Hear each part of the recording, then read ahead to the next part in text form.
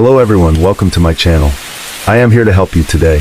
I know you use this video to fall asleep, so before that, like the video and subscribe to the channel. Also, where are you from and what time are you watching? Now get comfortable and relax. Case 1. This is the heartbreaking story of Laura Ackerson.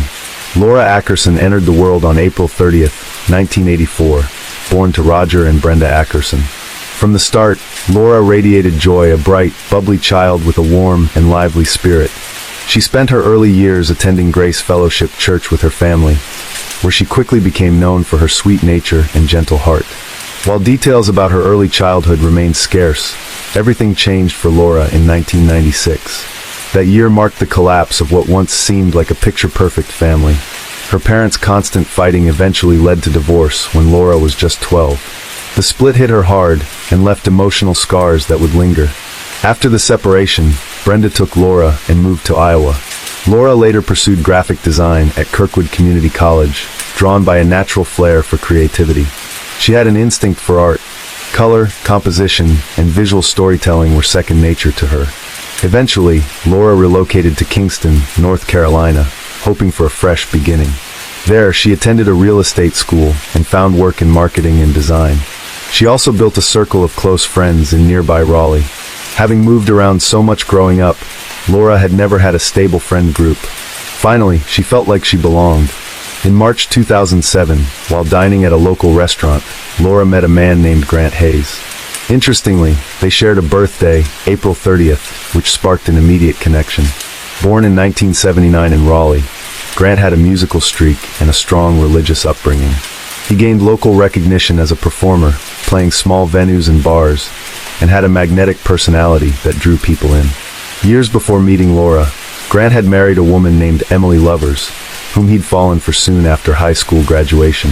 That relationship burned fast and bright, and then fizzled out. Their divorce left a deep mark on Grant, who had written love songs inspired by her. With the end of that marriage came a decline in his mental health.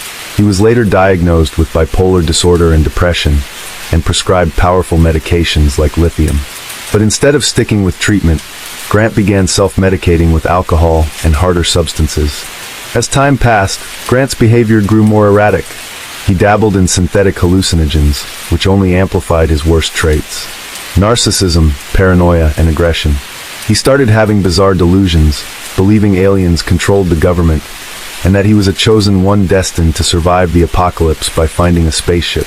He even rejected modern medicine, including vaccines, convinced they were harmful. Despite his deteriorating mental state, Grant's music career was still afloat. He was booking regular gigs, and that's around the time Laura came into his life. To outsiders, Grant might have looked like a rising star. But behind closed doors, his relationship with Laura quickly became toxic. He was controlling, physically and emotionally abusive, and chronically unfaithful. Laura, already emotionally fragile from her childhood, struggled to break free. He isolated her from her friends and dictated nearly every part of her life, from her social circle to her daily routine. Shockingly, the couple tied the knot just months after meeting. Laura, longing for stability and love after years of emotional turmoil, believed she had found her fairy tale ending. But her friends were blindsided by the news. None of them even knew she was in a relationship, let alone married. Still, they stood by her, hoping she had made the right choice. Not long after Laura became pregnant, she was overjoyed, imagining a fresh chapter as a mother. Grant, on the other hand, wasn't thrilled. The news only intensified his possessiveness. When their son, Grant Jr., was born 9 months later, Laura poured every bit of love she had into him. Naming the baby after himself seemed like a classic move from Grant. Not necessarily a sentimental one, but more a display of ego. Laura adored her son. Meanwhile, Grant was still chasing gigs, cheating, and indulging in drugs, showing little interest in fatherhood. Eventually, he was offered a job in the Virgin Islands. He took it without hesitation, leaving Laura and their newborn behind in North Carolina. Whether or not he was actually working out there is unclear, but one thing's for sure: he wasn't alone. Grant began seeing a woman named Amanda Perry Tucker, a single mother and aspiring actress. Amanda had scored small, uncredited roles in shows like The Sopranos and The Stepford Wives, but her career hadn't taken off. And that's where another chapter in this tangled story begins. Grant Hayes was instantly drawn to Amanda Perry Tucker, and not just because of her charm. Amanda had money, nearly $200,000 in cash and $80,000 worth of jewelry, possibly from her previous divorce, though that's never been confirmed. At the time Grant met her, he was flat broke, no savings, no stability. But Amanda had resources, and that changed everything for him. Their relationship picked up quickly. For Grant, being with Amanda was more than romance. It was leverage. He flaunted the affair, making no effort to hide it from Laura. In fact, he used it as a weapon, taunting and ridiculing her at every opportunity. But then Laura did something Grant never saw coming. She'd had enough. After years of enduring his manipulation, betrayal, and cruelty, Laura finally stood up and said she was leaving him for good. Surprisingly, even people close to Grant supported her decision. His own family, along with his ex-wife Emily, encouraged Laura to walk away, fully aware of how toxic Grant really was. But then came a twist. Laura discovered she was pregnant again. Despite everything Grant had put her through, she gave him yet another chance. Though by now, it was more like chance number 10. That decision spoke volumes about how deeply Laura loved her children. She was willing to endure emotional hardship just to try and keep her family intact, likely driven by the pain of her own parents' divorce. Trying to make things work, Laura packed up her life and moved to the Virgin Islands with her son Grant Jr., hoping proximity might help fix things. But Grant didn't see her arrival as a loving gesture. To him, it was an inconvenience. With Laura around, he couldn't keep living a double life under her nose. Eventually, Laura gave birth to her second son. Sadly, the baby faced serious health issues right from the start, and the family needed better access to medical care. So they relocated back to North Carolina. Grant was furious about the move. He blamed Laura and the kids for dragging him away from potential opportunities in the Virgin Islands. Meanwhile, Amanda remained in the picture, now living in New York, and urged Grant to explore opportunities in the entertainment industry there. But Grant didn't go to New York for work. He went to be with Amanda, and he loved it. He was finally close to her, away from his responsibilities, and immersed in a city full of distractions. Eventually, he reached out to Laura with a surprising request. He asked if he could take Grant Jr. for a diaper modeling photo shoot, promising he'd bring him right back. Laura hesitated but agreed. She wanted her kids to know their father, despite everything. What she didn't know was that Grant had a completely different plan. When he didn't return their son as promised, Laura turned to Facebook for clues, and what she found shattered her. Grant had secretly married Amanda in New York and was now living with her. Along with Grant Jr., Laura was devastated. But the nightmare wasn't over. When she called to confront him, Grant dropped another bombshell, one that would flip her world upside down. According to him, their marriage had never been legal in the first place. Desperate for answers, Laura checked the marriage certificate, and there it was. Grant's signature was missing. Their union had never been legally binding. Then came the most gut-wrenching part. Grant and Amanda had filed for emergency custody of Grant Jr. and won. Because there was no formal custody agreement, and because Laura had no job or stable housing at the time, the court sided with Grant. He showed up to the hearings alone and claimed Laura was unfit. The court ruled in his favor, without ever hearing her side of the story. She went back to court and presented strong evidence, showing Grant's abusive behavior and unstable mental health. Her determination forced the court to order psychological evaluations for both parents. In the meantime, Laura was allowed to speak with her sons daily and see them on weekends. But even then, Grant and Amanda, now pregnant with his child, found ways to make those moments unbearable. They interrupted phone calls, limited her access to the boys, and did everything possible to keep Laura at a distance. Still, Laura held on. And then came the psych evaluation. Grant failed it, badly. The report noted that he had no real connection with his kids.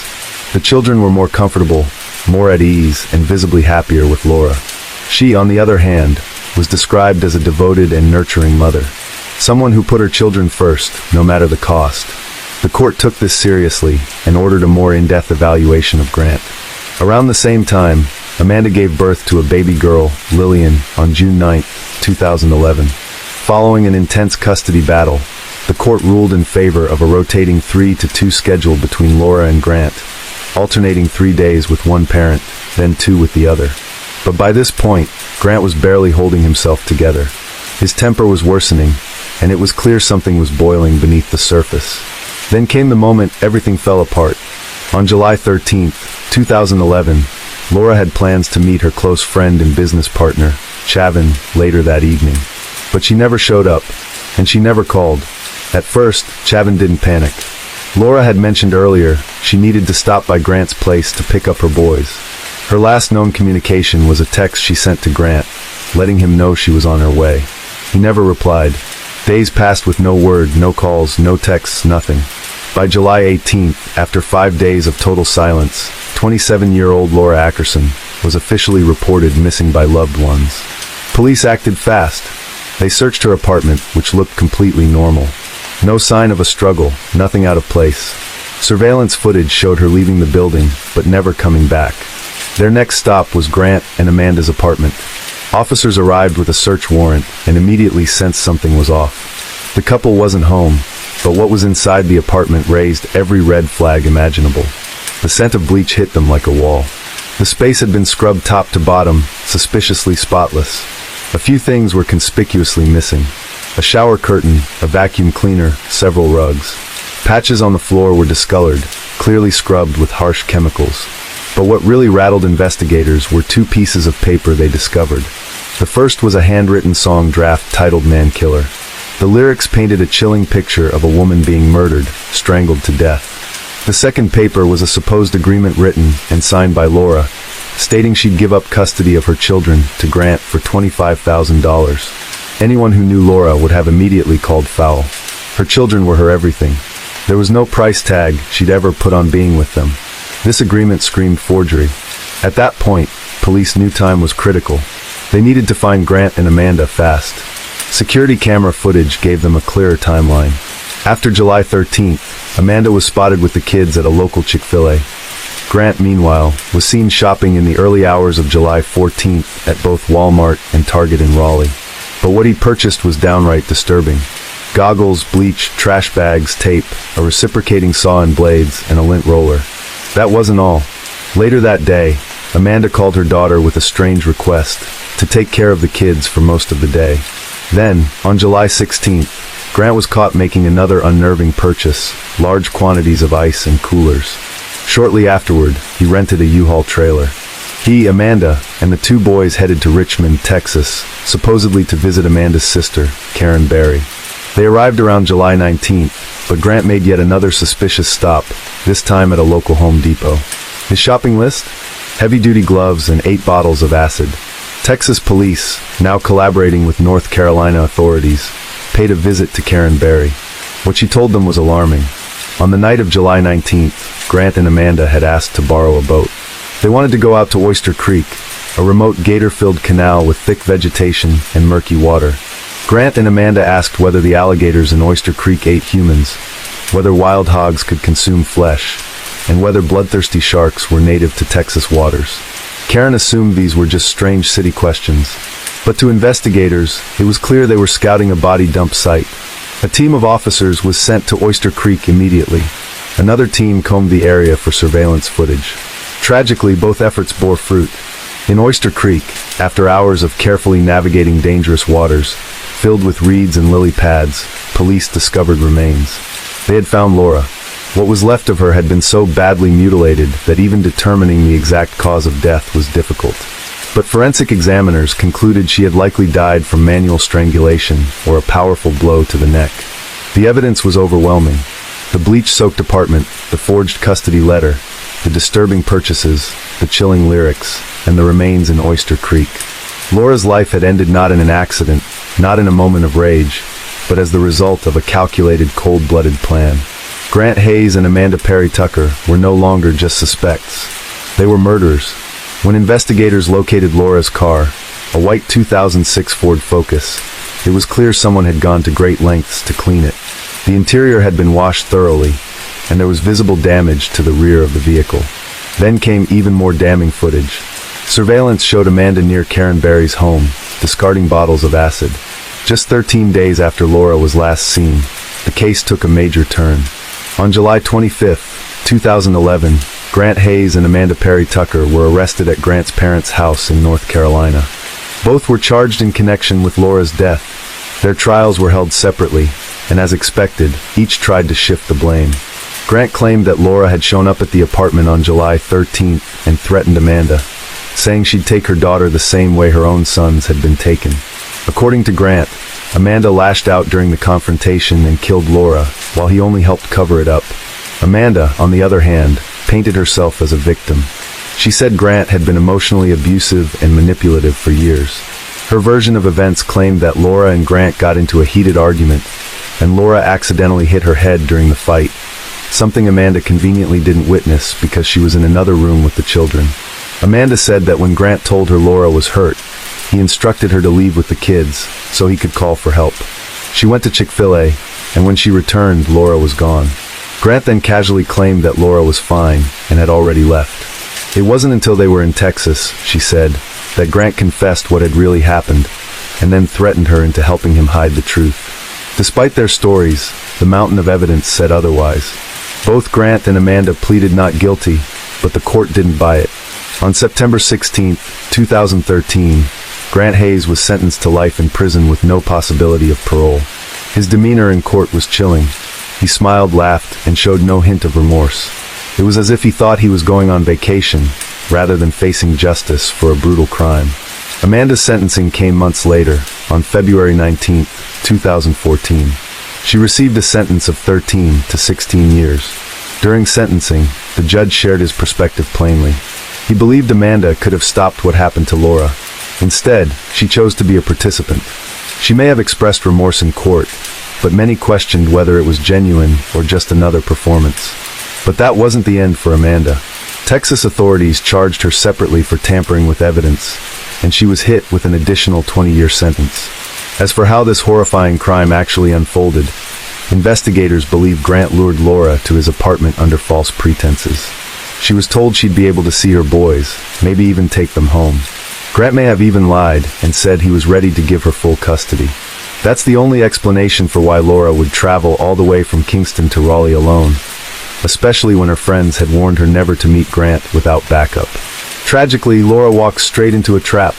One theory suggests that once she arrived, Grant and Amanda forced her to write and sign the so-called custody letter, threatening her with the loss of her children if she didn't comply. Then, she was attacked, either strangled or struck with a fatal blow. It was cold, calculated, and devastatingly cruel. Why? Likely because Grant wanted Laura gone for good, out of the picture, so he could continue his life with Amanda, free of custody battles and court hearings. But the ultimate irony? Amanda and Grant divorced just a year later, in October 2014. Everything he did, all the lies, the violence, the destruction, ended in nothing. Today, Laura's two sons, along with Amanda's daughter Lillian, in the care of Grant's parents.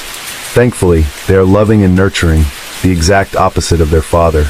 But it's heartbreaking to think of the childhood these boys lost, growing up without their mother because of their father's selfishness. Laura Ackerson was a vibrant, loving, creative woman, a devoted mother, a loyal friend, and a daughter who deserved so much more. Her death was the result of manipulation, control, and cruelty at its worst. And it's a powerful reminder of the importance of knowing your worth, setting boundaries, and walking away from those who mean you harm, no matter how much love you think you have to give. Laura didn't get the chance to start fresh, but maybe her story will help someone else realize it's never too late to choose yourself. Case 2. It was a cool October afternoon in Conway, New Hampshire. Abby Hernandez had just finished her school day. She was only 3 days away from turning 15 and was wearing her favorite new boots, an early birthday gift from her mom. As she walked home, texting her boyfriend, everything seemed normal. It was a walk she'd done many times before. But then a car pulled up beside her, and everything changed. Abby was gone, and no one knew where she was or what had happened to her. Abby Hernandez, who most people simply called Abby, came into the world on October 12, 1998, in Manchester, New Hampshire. Her parents, Xenia and Ruben Hernandez, were thrilled to welcome her. Growing up, Abby was known for her bright personality. She was cheerful, full of energy, and got along with just about everyone. She liked to call herself a tomboy, and she totally embraced that label. Abby had a deep love for sports and a big soft spot for classic rock. Her outfits, her attitude, it all reflected that cool, laid-back style. At the time of the incident, Abby was dating a boy named Jimmy Campbell. The two were inseparable, and everyone around them could see how much Jimmy adored her. Their relationship was the kind people envied, genuine, and full of affection. Life hadn't always been easy, though. When Abby was still young, her parents divorced. After that, Xenia raised Abby and her sister Sarah on her own. Even with this big shift in their family dynamic, Abby kept her positive outlook.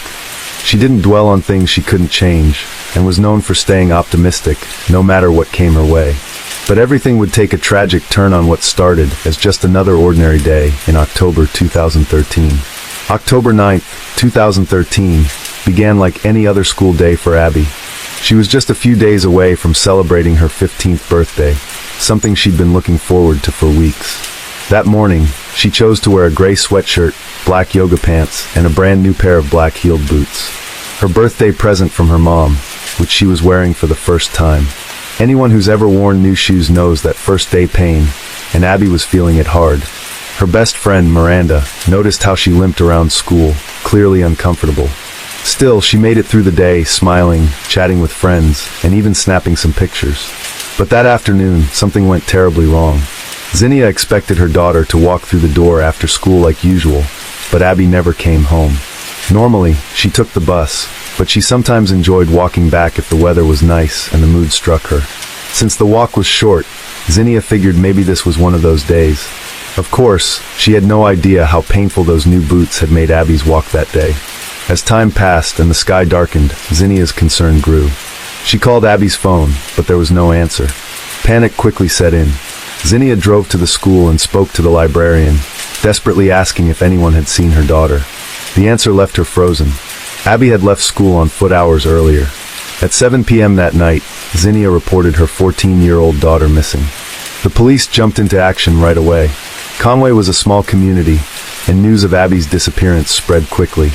Investigators reviewed security footage from the school and spotted Abby leaving the building at exactly 2:29 p.m., walking toward home just like she usually would. She had her backpack on and was still wearing the same clothes. Nothing appeared out of the ordinary. There was no sign that she had run away. Her room was untouched, and none of her belongings were missing. Still, the investigators needed to ask all the standard questions. Had Abby been acting strange? Was she upset about something? Could she have been planning to leave? Everyone who knew her, friends, teachers, family, dismissed those ideas right away. Abby was excited about her upcoming birthday and had been busy planning the party down to the smallest detail. Her friends insisted she'd never just vanish like that. With no time to waste, police began canvassing the town, sharing Abby's photo with the public and organizing search efforts.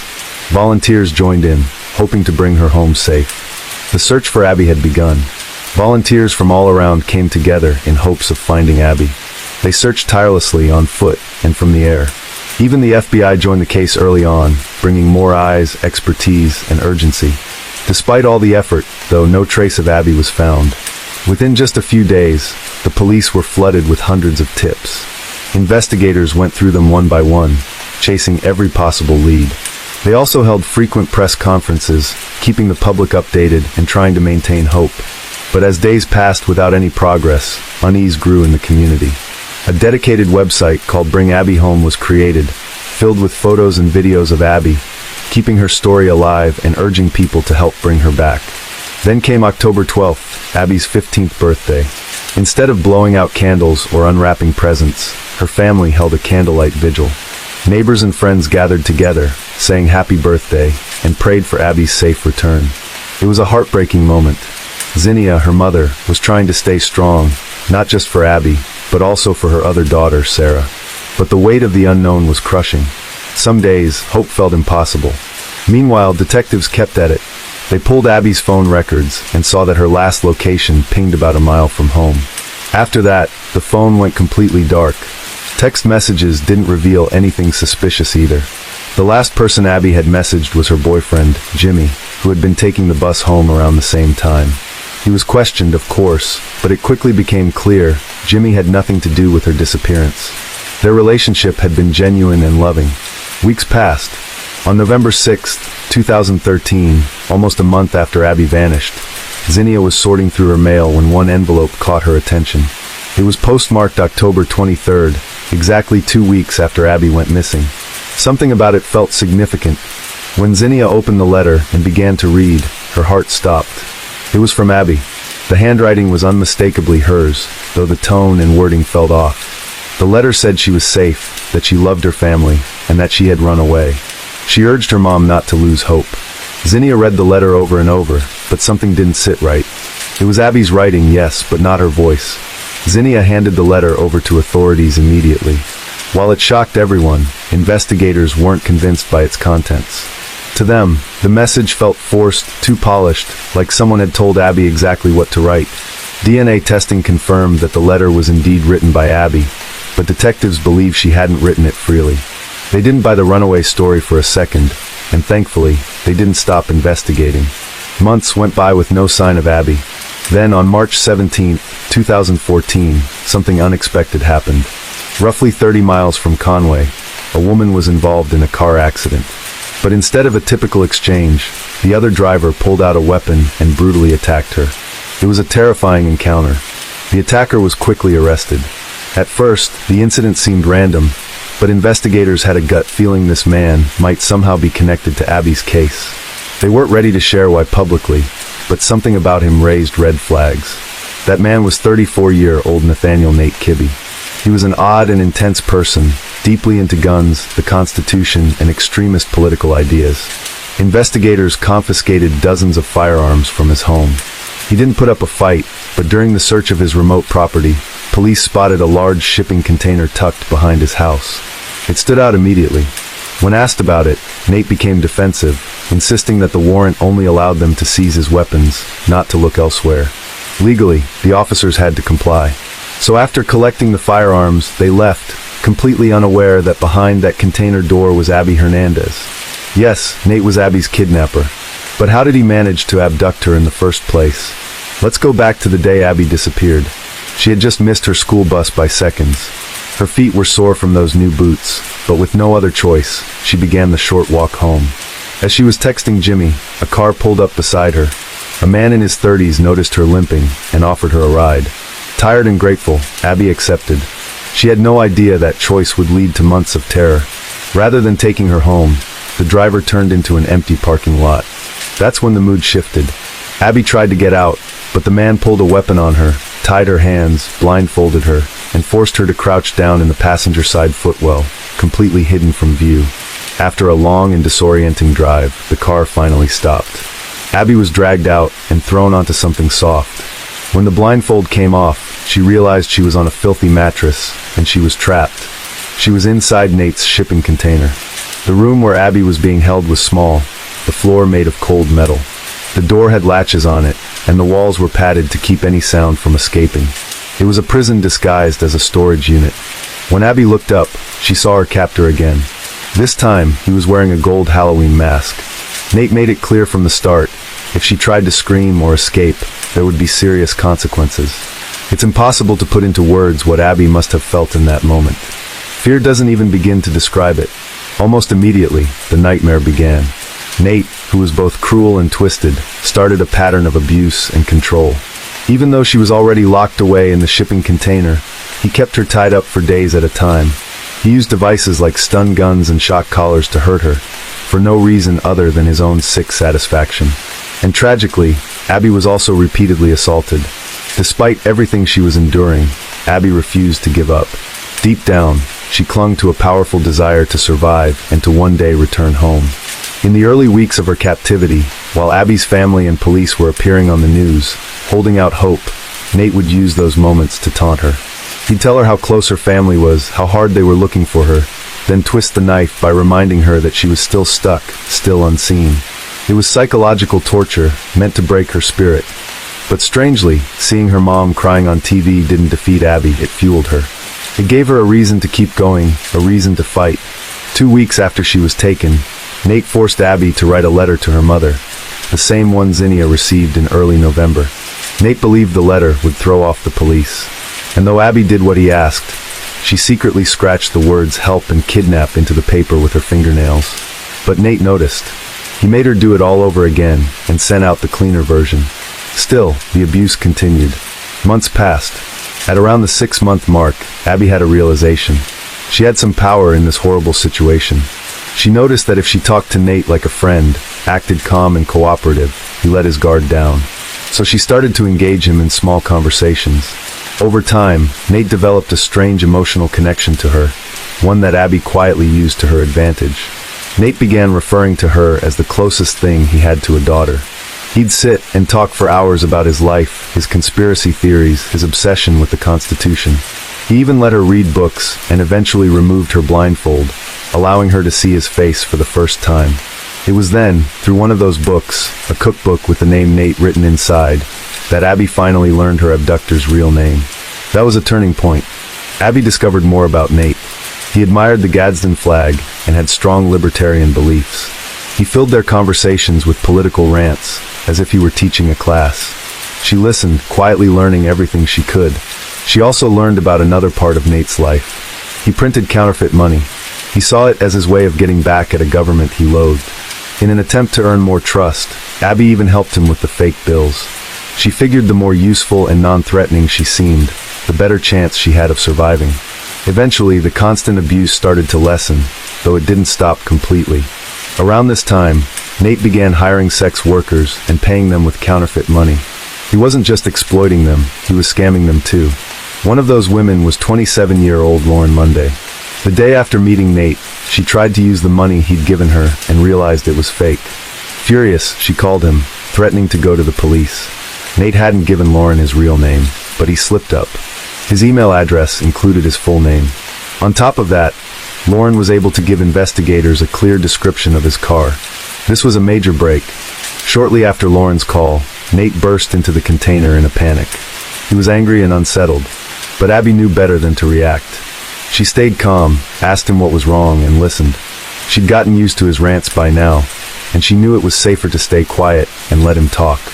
Then, something unexpected happened. Nate walked over to Abby and handed her a plastic bag containing her clothes. "I need to get you out of here," he said. Abby didn't know what that meant.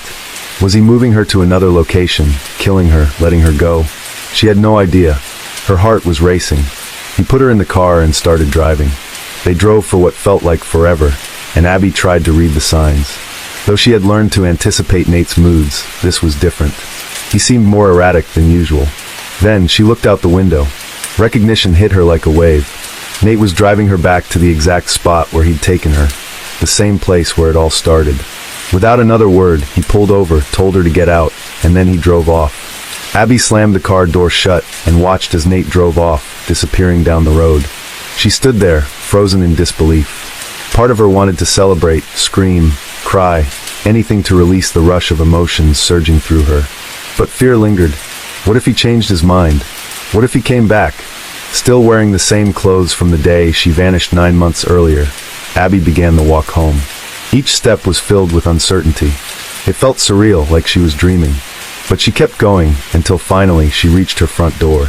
Inside, Xenia was in the living room, overwhelmed by the same sorrow that had haunted her for months. Then Abby's voice, a soft call from the entryway. Xenia froze, thinking her mind was playing tricks on her. But when she turned around and saw her daughter standing there, alive, everything stopped. She was transported back to that awful October night when her world fell apart. And now, suddenly, the one thing she prayed for had come true. The emotions between them were indescribable. Xenia had lived every single day hoping, begging for this moment. And now, here Abby was, standing in front of her, safe, breathing. But the nightmare wasn't over. Though Abby had escaped, Nate was still out there. And opening up about what had happened was incredibly difficult for her. Just before letting her go, Nate had made one final threat. If she ever talked to the police, he would find her and her family. And it wouldn't end well. That threat was enough to silence Abby. Her instinct was to protect the people she loved, even if that meant keeping quiet about her abduction. Because of her silence, rumors spread quickly. People began questioning her story. Some accused her of lying, claiming she ran away and made the whole kidnapping up. The same community that had supported her family for months now turned their backs on them, casting doubt and judgment. It was heartbreaking, but with support from law enforcement and those who still believed in her, Abby eventually found the strength to speak the truth. She told them everything about the container, the mask, the torture, and revealed the identity of the man who had taken her, Nathaniel Kibbe. In 2014, Nate was arrested. Building the case took nearly 3 years. The charges against him were staggering, around 205 in total. They range from kidnapping to sexual assault to producing counterfeit currency. When the trial finally came, the verdict was clear: guilty.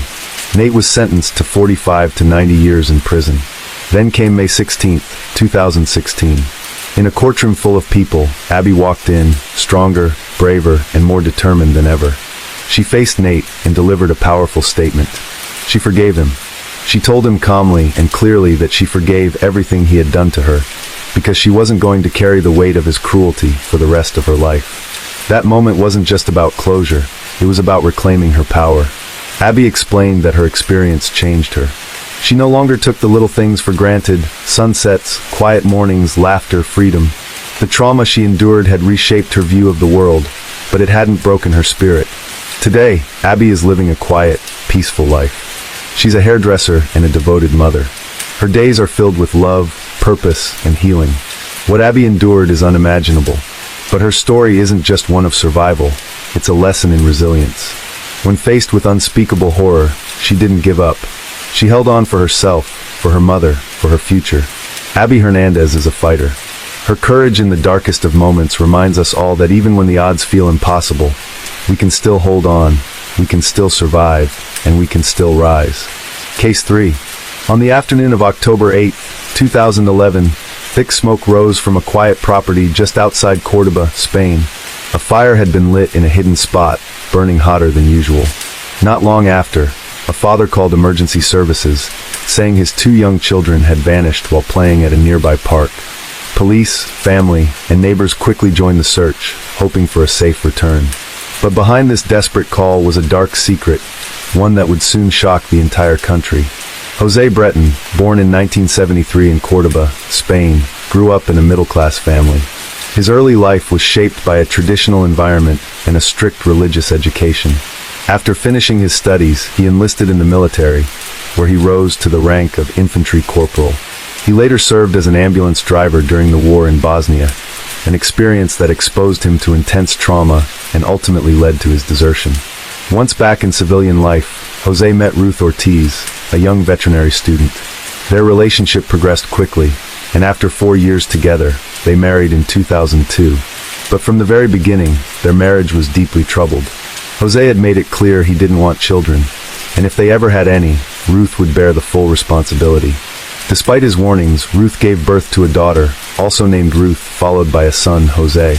The arrival of their children marked a turning point. While he seemed somewhat tolerant of the girl, the birth of their son triggered a dark transformation. His behavior became oppressive, especially toward Ruth. Over time, he isolated her from her loved ones and dominated every detail of her daily life, driven by an obsessive need for control and a deep-seated fear of contamination. José's routines became increasingly strange. He refused to use public transportation or bathrooms unless he could sanitize every surface beforehand. At home, he demanded strict order and imposed rigid rules. The children were expected to wash their hands as soon as they got home and remain silent during meals. José often wore earplugs to block out household noise, a reflection of his extreme sensitivity and anxiety. For Ruth, life became unbearable. After years of enduring psychological and emotional abuse, she finally sought help. A psychologist helped her understand that José's behavior was not only abnormal, but unacceptable. This clarity gave Ruth the strength to leave. In September 2011, she told José she was unhappy and wanted a divorce. José, instead of accepting the separation, began therapy in an apparent effort to change. He even consulted a psychologist for help managing his worsening anxiety. But his emotional state was fragile. At age 15, he had once attempted suicide after a breakup, an alarming precedent. As the divorce loomed closer, José grew increasingly unstable, constantly contacting his therapist and being prescribed medication that proved ineffective. Determined to move on, Ruth relocated to Huelva with their 2 children and sought refuge at her mother's home. José, meanwhile, returned to Córdoba. They agreed that he would have custody of the children every other weekend. It was during one of these visits that tragedy struck. On October 8, 2011, José called the police claiming his children, then aged 6 and 2, had vanished while playing in a park. He said they had run off, and he lost sight of them. The authorities responded immediately, launching an extensive search that included officers, emergency units, and even local taxi drivers. Posters with the children's faces were distributed throughout the city. Initially, investigators considered the possibility of an abduction. But as hours passed, inconsistencies began to surface. Notably, Jose didn't file an official report until 9 p.m., a delay that raised suspicions. When questioned at the station, he suggested someone from Ruth's family might have taken the children, pointing to the couple's ongoing separation as a source of tension. However, at the time of the children's disappearance, Ruth and her relatives were all in Huelva, far removed from the unfolding crisis. Upon hearing the news, Ruth immediately suspected Jose and traveled back to Córdoba. She organized a vigil with neighbors and family, praying for her children's safe return. As the investigation progressed, authorities began to focus on Jose's mental state. His history of controlling behavior and emotional instability made him a prime suspect. Detectives noticed that his statements didn't add up. He first claimed the children had disappeared while walking with him, but later said he had arrived by car and was momentarily distracted by a text message. He also claimed that earlier that day, his children had been with his sister before he took them to his rural property on the outskirts of Córdoba, arriving there around 1:15 p.m. While the children supposedly slept in the car, he said he lit a bonfire to destroy belongings that had once belonged to Ruth, an attempt, he said, to erase painful memories of their broken marriage. Later, around 5 p.m., he claimed he headed to the park to meet his brother and nephews, insisting the children had been sleeping in the vehicle since the early afternoon. These claims immediately raised red flags. Detectives sensed he was hiding something and decided to inspect the property that very night. Jose accompanied a team of investigators to his house. There, they discovered the bonfire he had mentioned, still smoldering with embers glowing faintly. It was a disturbing sight. The police also searched his car and found suspicious items, a pair of sharp kitchen utensils and a roll of duct tape. Jose claimed these were leftovers from moving out of the family home, but his distant, emotionless demeanor left investigators unconvinced. The following morning, as concern for the missing children intensified, detectives interrogated Jose again. This time, they requested security footage from cameras along the roads between his house and the park. While Jose's car appeared in the videos, the children did not. Witnesses at the park also confirmed they had seen Jose alone that afternoon. With suspicions mounting, investigators returned to Jose's house for a second, more thorough examination of the bonfire. The fire was now extinguished, and beneath the charred remains, they discovered a rectangular structure and an overturned iron table, both used to intensify the heat of the flames. In the ashes, they found small bone fragments. The possibility that these were human remains sent shockwaves through the team, but Jose downplayed the discovery, claiming he had only burned Ruth's personal belongings, books, clothing, and even preserved animals from her veterinary studies. Despite his explanation, investigators informed Ruth of the disturbing find and told her a forensic anthropologist would be brought in to examine the material. The experts studied the remains after they had been collected by police and concluded that the bones did not appear to be human. Instead, they belonged to various animals, mostly rodents and small carnivores. Still, authorities didn't rule Jose out. His behavior remained suspicious, and he showed none of the distress expected from a father whose children had vanished.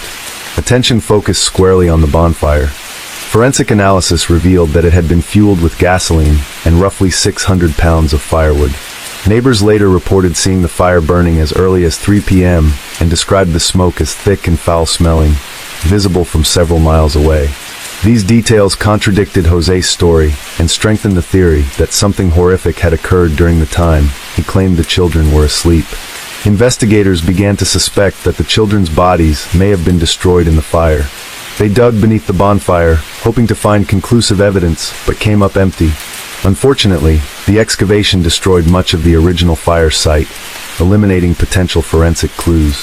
Pressure mounted.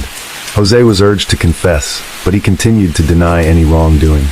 Meanwhile, Ruth and her family, along with members of the local community, kept searching, clinging to hope. The children's faces appeared across Spanish news outlets, turning the case into a national headline. On October 12, 2011, Jose Breton was arrested and charged with the unlawful detention of his children and fabricating a crime. Although the initial searches of the property yielded no conclusive results, investigators were certain that something more lay hidden.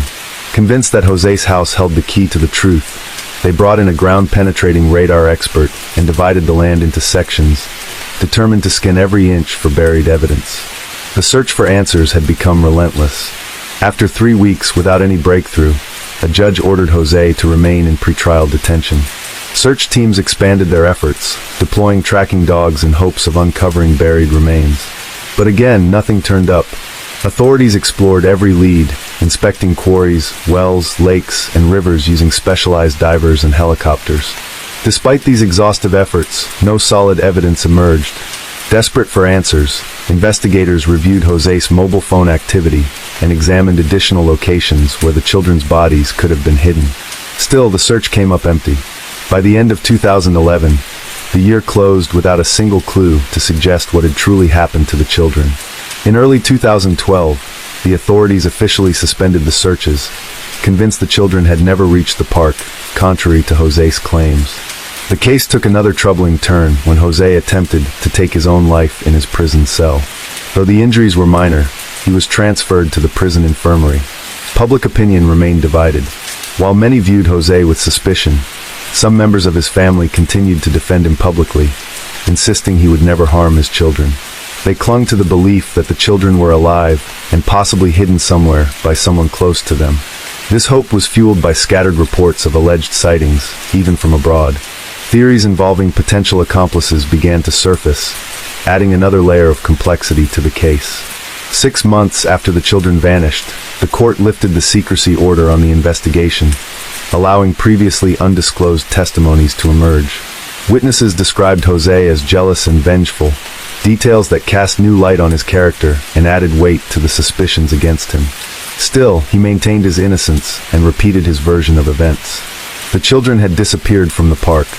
In August 2012, Ruth's family formally requested a second forensic analysis of the bone fragments found in the bonfire. These remains had originally been dismissed as non-human, but the new examination, led by another forensic anthropologist, yielded a shocking result.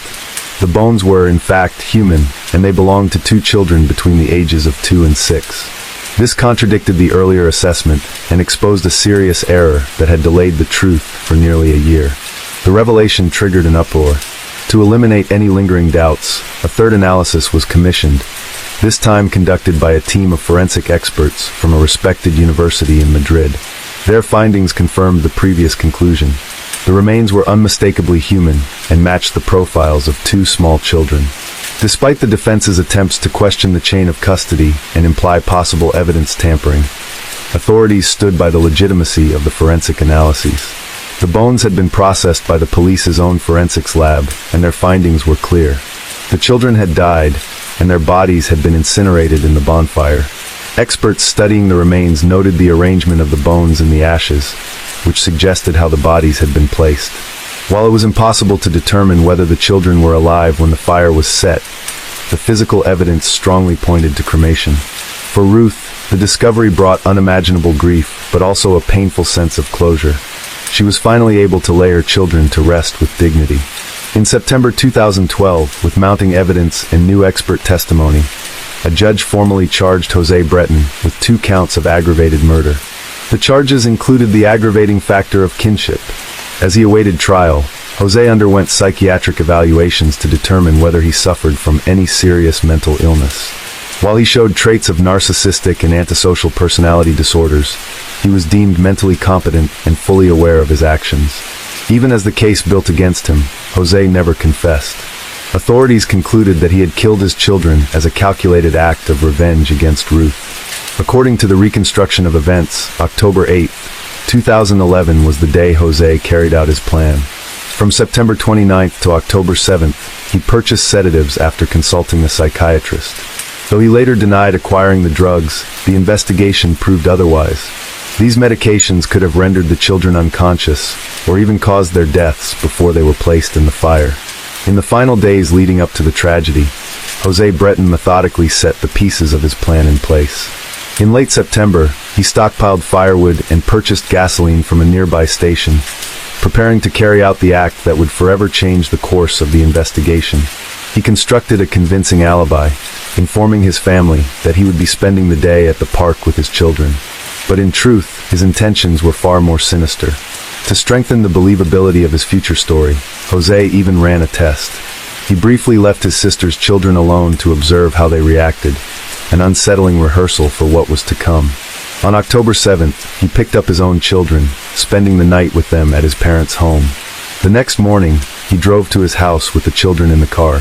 Before the journey, he had administered sedatives, medication previously obtained under the pretense of anxiety treatment, to keep them unconscious.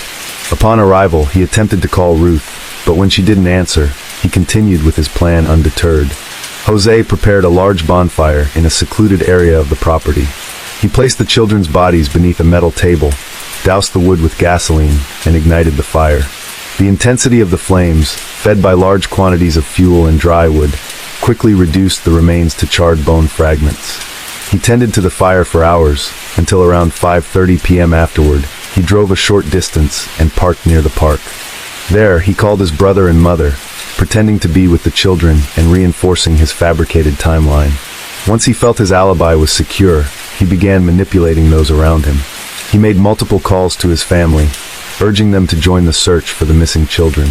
Eventually, he contacted emergency services, reporting their disappearance, and later appeared at the police station to file a formal report, fully aware that the story he told was a lie. The trial of Jose Breton began on June 17, 2013. From the outset, his demeanor was unsettling. His rigid posture, unblinking gaze, and calm expression added an eerie tension to an already harrowing case. The trial opened with testimony from witnesses, including both Jose and Ruth. Jose maintained his innocence, denying all accusations. He claimed he adored his children and would have given his life for them. Trying to shift the blame, he argued that the real failure was on the part of investigators, accusing them of wasting time on him instead of searching for his children.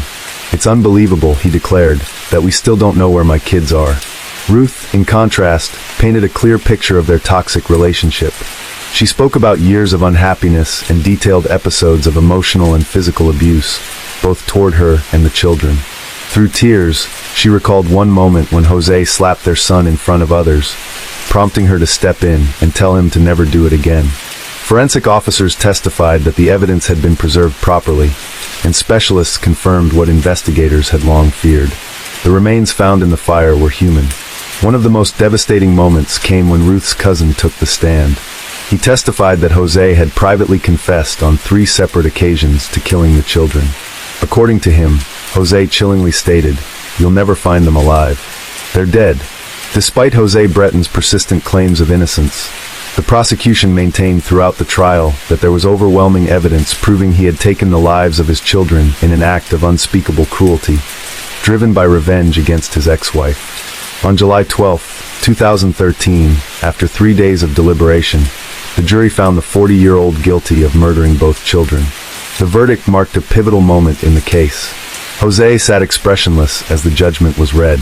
For the families of the victims, the decision brought a step toward justice, though the path to healing remained long and painful. On July 22, 2013, the court sentenced Jose to 20 years in prison for each murder, plus an additional penalty for filing a false police report. In March 2014, a cassation appeal was filed, claiming violations of Jose's right to the presumption of innocence. However, the Supreme Court upheld the 40-year sentence. A year later, in 2015, the Provincial Court of Córdoba reduced his sentence to 25 years. The case returned to headlines in October 2016, when Jose allegedly attempted suicide in prison. His lawyer, however, suggested he had likely been assaulted by another inmate. After several weeks in a hospital, he returned to prison, where he continued to receive visitors, including his mother, who remained convinced of his innocence. Attention then shifted to the question of prison benefits. According to Spanish law, Jose could request temporary release after serving a quarter of his sentence, approximately 7 years. But in 2019, those requests were denied. Authorities cited his lack of remorse, refusal to acknowledge his crimes, and his failure to apologize or attempt restitution. In 2021, reports emerged that during a restorative justice therapy session, Jose had finally admitted his guilt. The confession reportedly occurred in a group therapy setting where he revealed to fellow inmates, many of them also convicted murderers, that he was in prison for killing his children. The case resurfaced in the public eye once more in March 2025. A Spanish newspaper published excerpts from a forthcoming book that included a series of confessions made by Jose. Through 60 letters and several interviews conducted while in prison since 2016, he at last admitted the truth. The revelations rekindled national grief and horror over one of Spain's most harrowing crimes. His letters also included a deep, albeit belated, apology to Ruth. He acknowledged he would never have the courage to face her in person and ask for forgiveness. While Ruth has spent the years honoring the memory of her children and fighting against domestic violence, the publication of José's confession validated the investigators' original findings and confirmed the strength of the evidence that led to his conviction. Though his sentence remains in effect, the confession could influence future decisions about his incarceration. Yet, due to the brutality of the crime and the lingering absence of genuine remorse, many believe that José's chances of obtaining benefits or sentence reductions should remain firmly out of reach. For the public, and especially for Ruth and her family, the case has once again stirred painful memories. A crime that had once seemed resolved has returned to the spotlight, reviving the anguish of a loss that will never fully heal. Subscribe now for more thrilling investigations. Case 4. Around 2 a.m., Sasha Samsudian got back to her apartment in downtown Orlando after a fun night out with friends. Security cameras showed her walking into the building, alone and ready to end the night. But later that day, police would show up at her door. What they found inside shocked everyone. The clues they uncovered led to a dark and unexpected truth, and the person responsible was someone no one ever imagined. At just 27 years old, Sasha Samsudian had carved out a promising life for herself. Based in Orlando, Florida, she worked as a social media manager for a local real estate agency, a job she was passionate about and excelled in. Described as energetic, sharp, and vibrant, Sasha was more than just a pretty face. Colleagues praised her professionalism, while friends admired her zest for life. She worked hard, celebrated often, and had a magnetic presence that lit up any room. Recently, she had moved into Uptown Place apartments at 911 North Orange Avenue, eager to embrace a new chapter in her life. The excitement was mutual. Sasha was thriving professionally and personally, and she was making every moment count. On the night of the Orlando soccer season finale, Sasha dressed in purple to cheer for her team. After a thrilling win, she joined friends at the Attic nightclub on East Pine Street to continue the celebration. Shortly after midnight, she decided to leave. It wasn't unusual. Her friends often split up for the night, planning to regroup later. Sasha had plans for breakfast the next morning with a friend, but when she didn't show up and didn't respond to calls or texts, he began to worry. Sasha was always connected, always responsive. Hours went by without a word. By afternoon, concern turned into alarm. Some of her friends went to check on her. In the parking lot of her apartment complex, Sasha's car was there. Inside the back seat was a baby shower gift she had planned to bring that day. They knocked on the door of Unit 345, but there was no answer. At 8 p.m., they called 911. When police entered the locked apartment, the living areas appeared untouched. But inside the bedroom, they made a horrifying discovery. Sasha's lifeless body was partially hidden under a duvet, with a hand visible at the edge of the bed. She had been brutally assaulted, raped, strangled, and beaten. Her body bore the signs of a struggle, with defensive wounds and abrasions. Her clothing had been torn, and the necklace she had worn was tangled in her hair. Her phone, purse, and key fob were missing. There was a strong smell of cleaning agents in the room, and suspicious bleach stains marked the bedsheets. Sasha's cleaning supply cabinet stood open, and a condom wrapper and shoe print were found nearby. Investigators noted something unusual. The toilet seat was up, a small but strange detail, considering Sasha lived alone. Fingerprints were found on the underside of the seat, and DNA was collected from her body during the autopsy. The medical examiner reported severe trauma to her neck, unlike anything he had seen before. Sasha had graduated from Seminole High School in Sanford, and the community was devastated. Police turned to the public for help, asking anyone who had seen anything in the early hours of that Saturday to come forward. Security footage from the apartment complex showed Sasha returning home just before 2 a.m. Cameras captured her in the hallway, but her entrance into the building was not straightforward. According to the on-site security guard, Stephen Duxbury, Sasha didn't have her key fob and entered when another resident opened the door. Duxbury admitted that he later found Sasha struggling to enter her apartment. She told him she might have left her keys in her car and asked him to walk with her. But moments after stepping outside, she turned back, claiming she suddenly remembered the door code. According to Duxbury, she rushed back inside alone. She never made it out again. Duxbury would later change his story. He now said he had seen Sasha again, this time with an unfamiliar man. That detail shifted everything. Police needed to identify this unknown individual, and quickly. Retracing Sasha's steps from the attic nightclub to her apartment, detectives mapped out the 30-minute walk and reviewed hours of surveillance footage from that busy Friday night.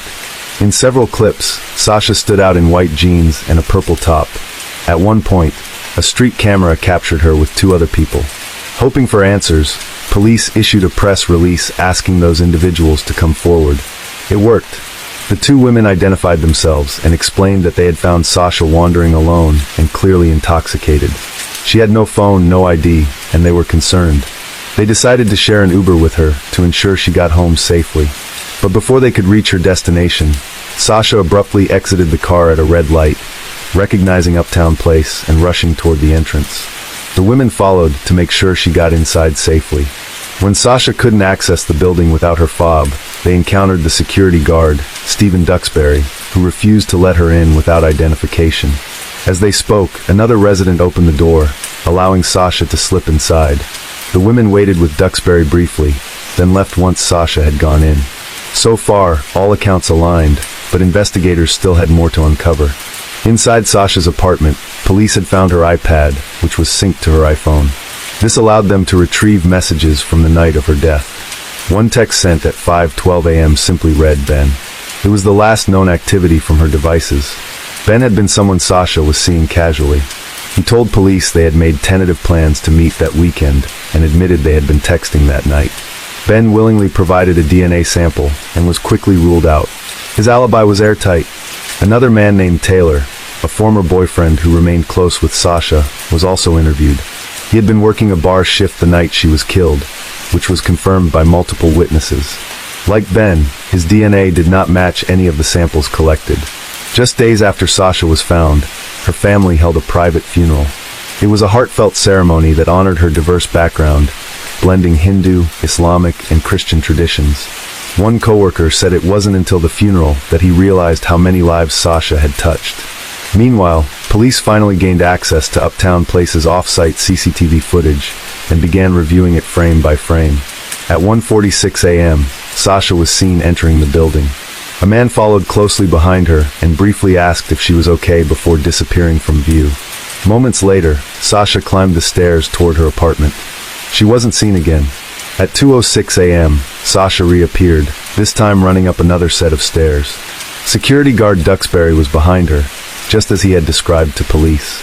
According to him, he had walked with Sasha to the parking garage to see if her keys were in her car, but when she claimed to remember her door code, they went back inside. Still, something felt off. Detectives kept reviewing the footage, looking for anything unusual in the hours that followed. Then at 6:36 a.m., they spotted something significant. Stephen Duxbury was captured on camera exiting the second floor, carrying two large trash bags. He walked to the parking garage where his car was located, then returned to the building just 2 minutes later. Though he claimed his shift had ended at 6 a.m., he didn't actually leave the premises until 6:39. At first, investigators wondered if taking out trash was part of his responsibilities, but building management confirmed that it was not. Even more disturbing, the trash bags Duxbury carried matched those found in Sasha's apartment. With this revelation, police obtained a search warrant for Duxbury's home. They also called him in to take a polygraph test. The man who had once been just a helpful witness was now the center of a murder investigation. As suspicion closed in on Stephen Duxbury, the night security guard at Uptown Place, investigators moved swiftly. He had been cooperative, at least on the surface, but during a polygraph test, his story began to unravel. When asked if he had ever entered Sasha's apartment, he denied it, but the polygraph indicated otherwise. His physiological responses spiked again when questioned about Sasha's cause of death. The tester asked whether she had been poisoned, stabbed, or strangled. Duxbury denied them all, but the moment strangulation was mentioned, his heart rate surged. Police knew this was critical.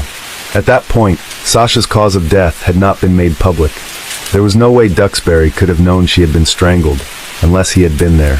While polygraphs are inadmissible in court, the inconsistencies fueled further investigation. At Duxbury's home, detectives found a pair of shoes that matched a footprint left in Sasha's bedroom. Just days later, forensic analysis confirmed that the fingerprint lifted from beneath Sasha's toilet seat belonged to Duxbury. DNA found on her body, including her chest, was also a match. It got worse. His phone history revealed a disturbing internet search made at approximately 5 a.m. on the morning Sasha was killed. He had looked up how to override a quick-set keypad lock, the very type used on Sasha's apartment door. The timing of the search was chilling. Just minutes before Sasha had sent her final message, a single-word text to her ex, Ben.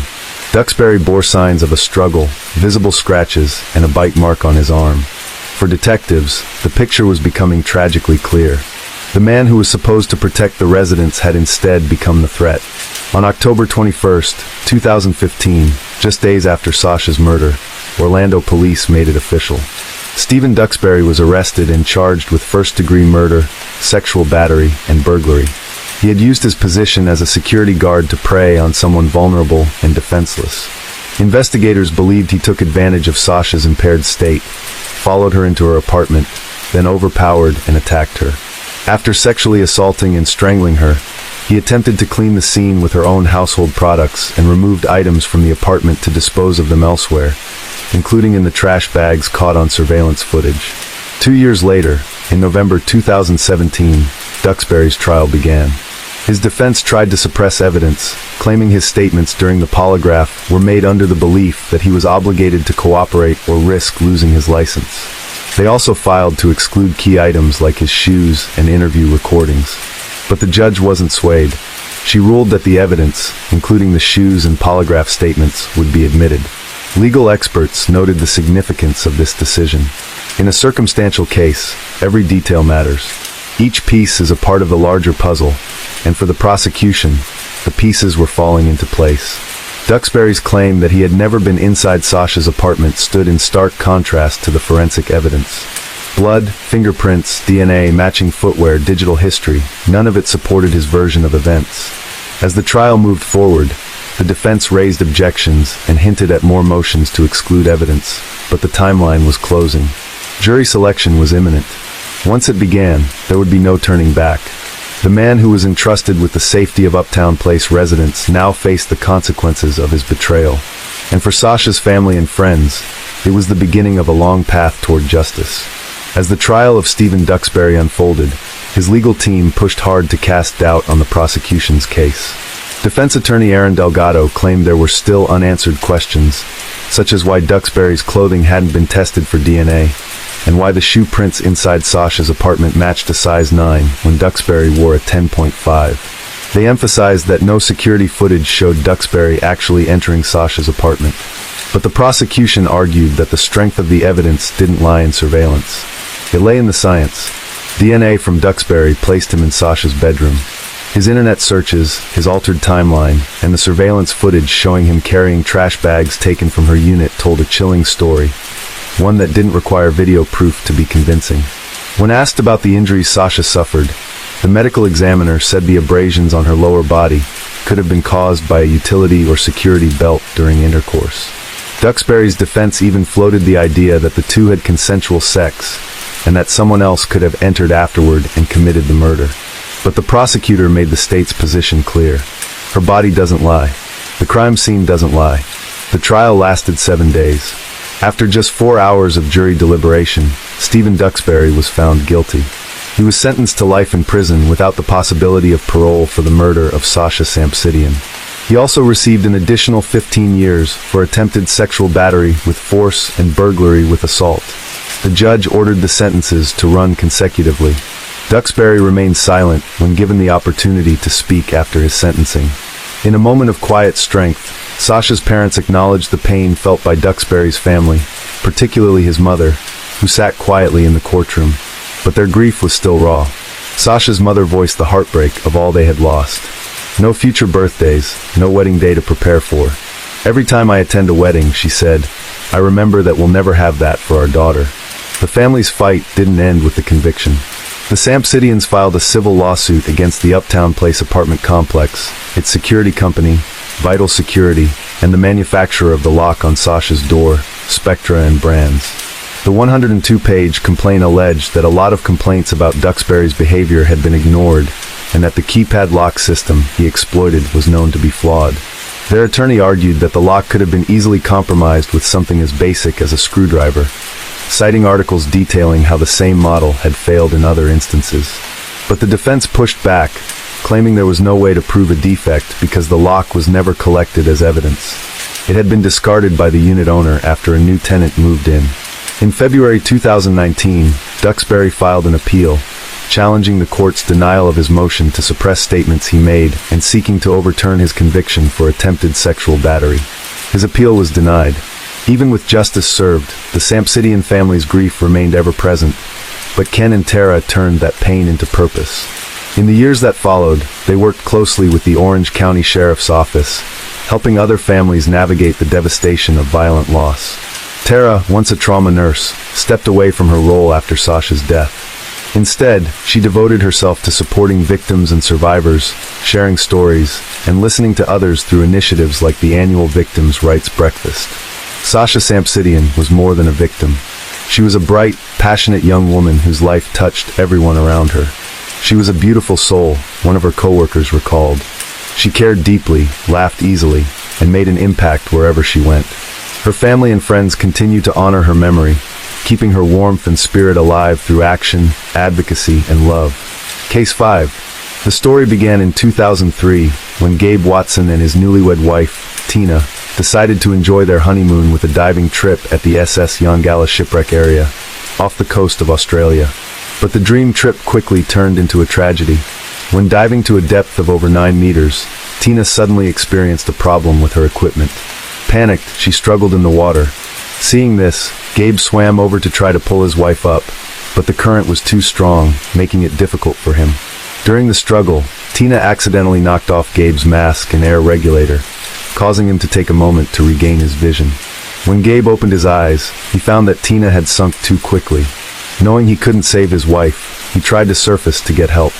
A professional diver immediately dove down to search for Tina, but it was too late. When they found her, Tina was lying at the bottom of the ocean lifeless. That heartbreaking moment was captured in this photo.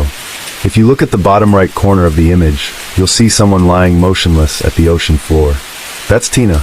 But what made this case suspicious was Gabe's conflicting statements.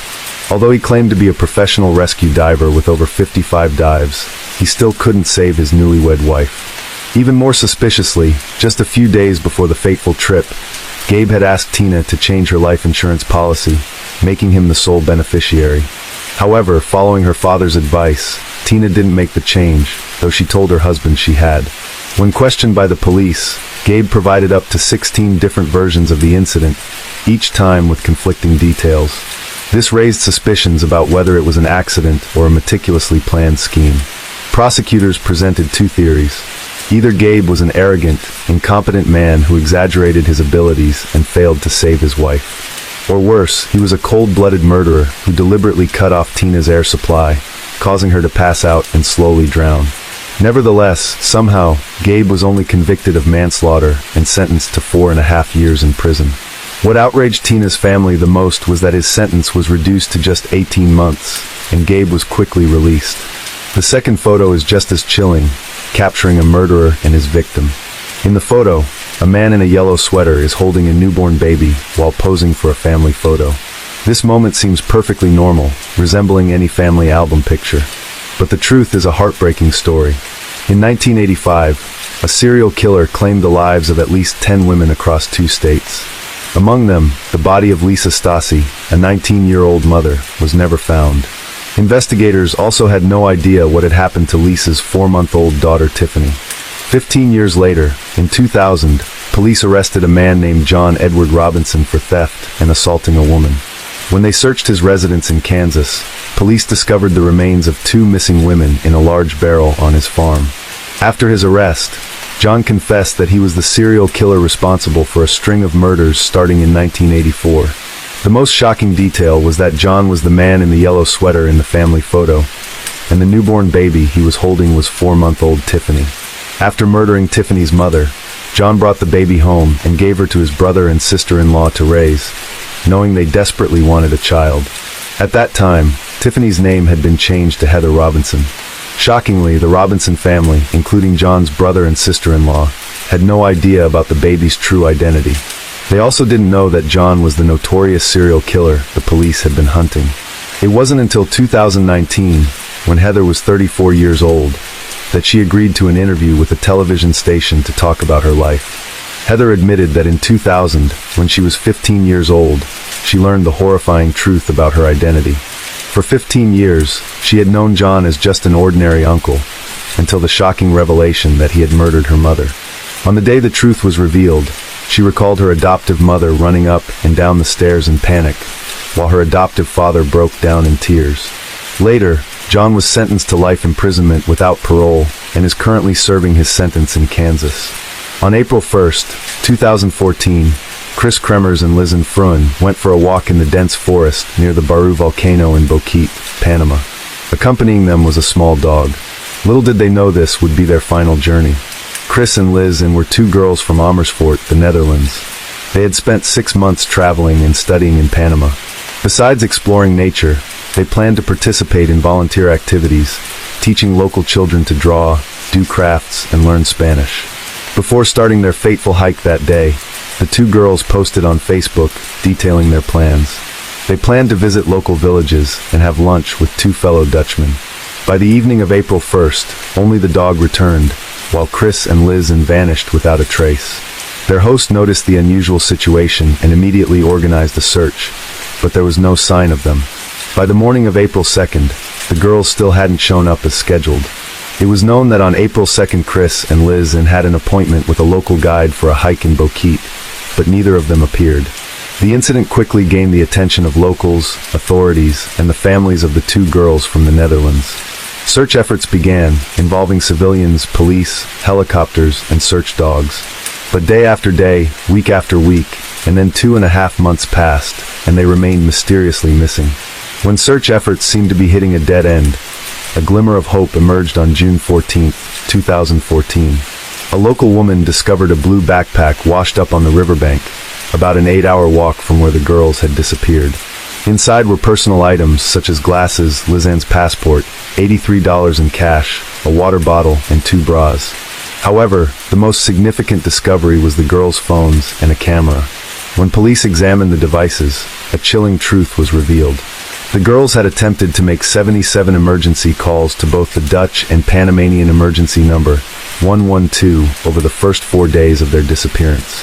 Sadly, due to the deep forest location and poor signal, only one call lasting 2 seconds connected, but no one answered. Even more suspiciously, on April 6th, someone tried to unlock Chris's phone, but the password didn't match.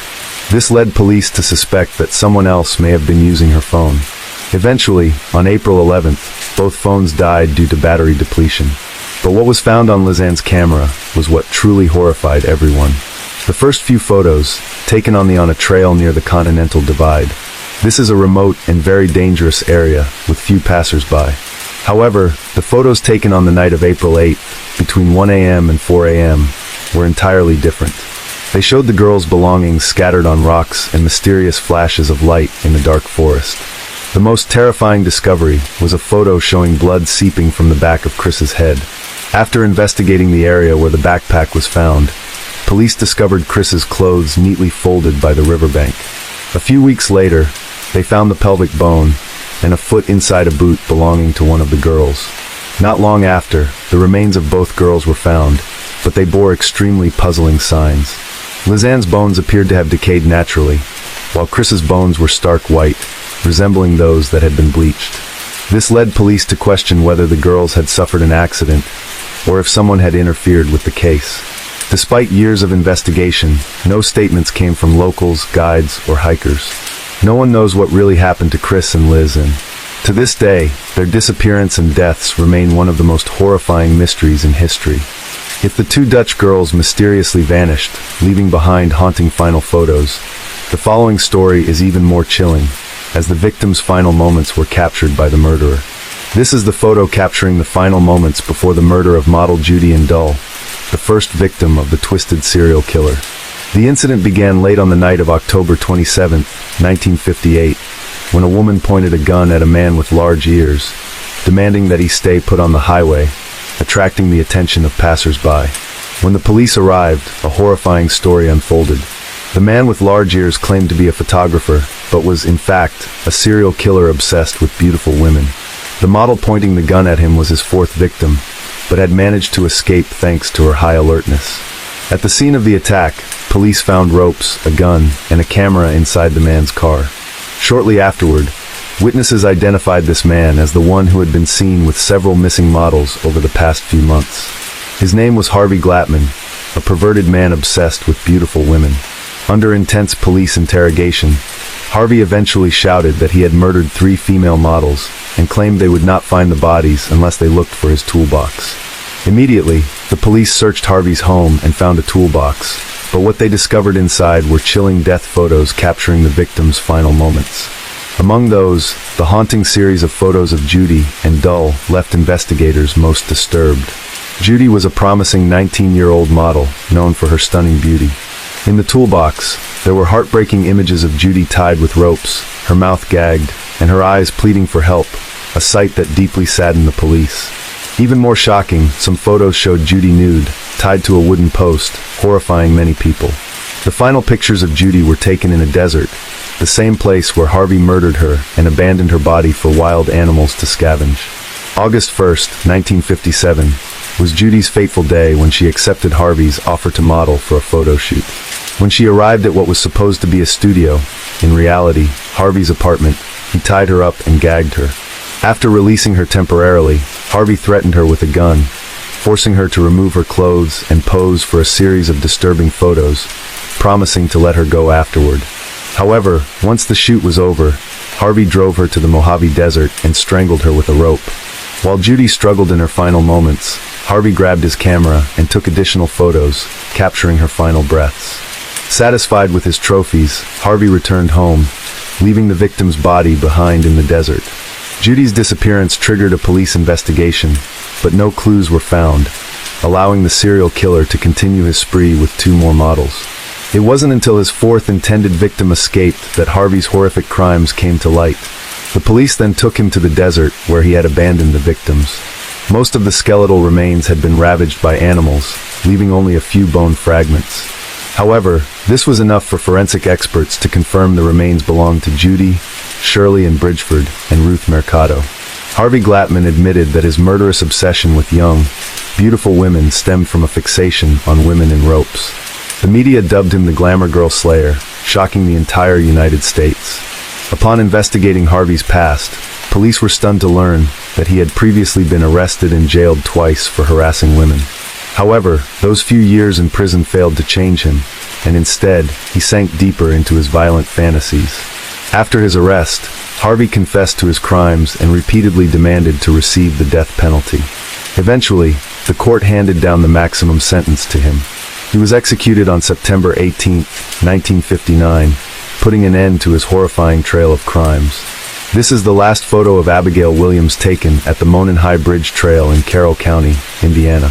Just minutes later, she and her friend, Liberty German, who had taken the photo, disappeared without a trace.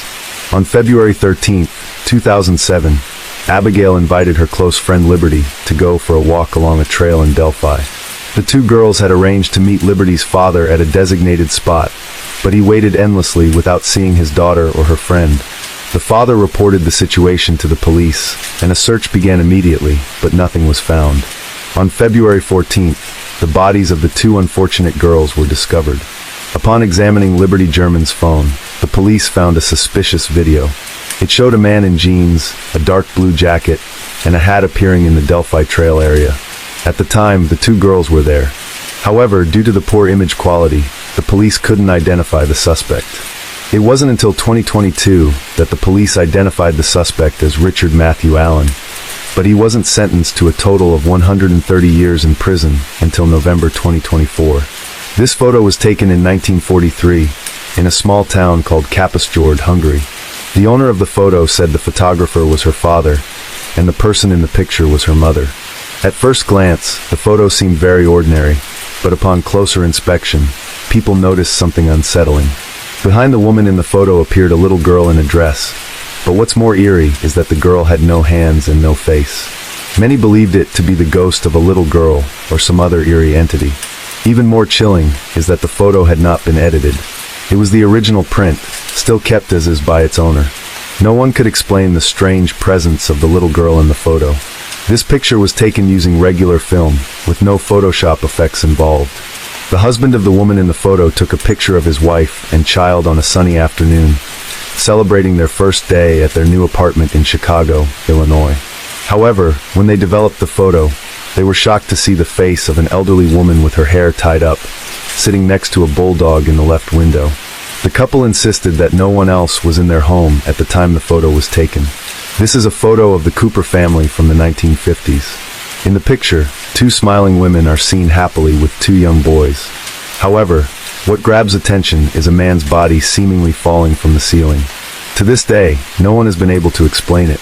Mary Elizabeth from Australia visited the cemetery in 1945 to visit the grave of her 17-year-old daughter, Joyce Elizabeth Andrews. After cleaning the grave, she took a commemorative photo, but when she developed it, Mary was horrified to see something strange. In the picture, a baby was sitting next to her daughter's grave, staring directly into the camera lens.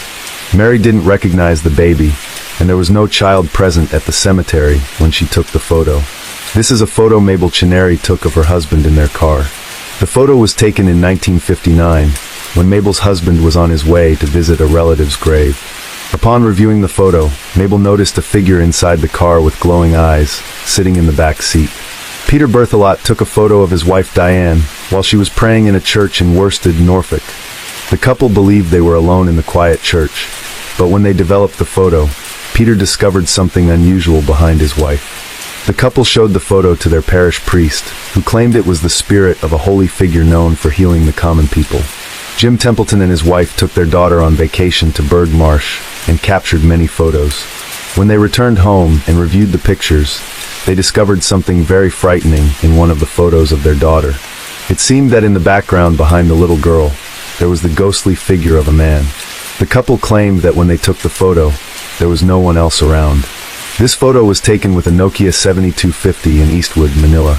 In the picture, two girls are posing on the street at night, but a mysterious ghostly figure appears to be grabbing one of the women's arms.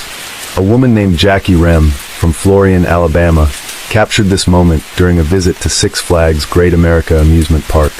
At the time the photo was taken, it was drizzling with foggy conditions, yet the C-126 camera still clearly captured the image of a boy wearing a red sweater and a white collared shirt.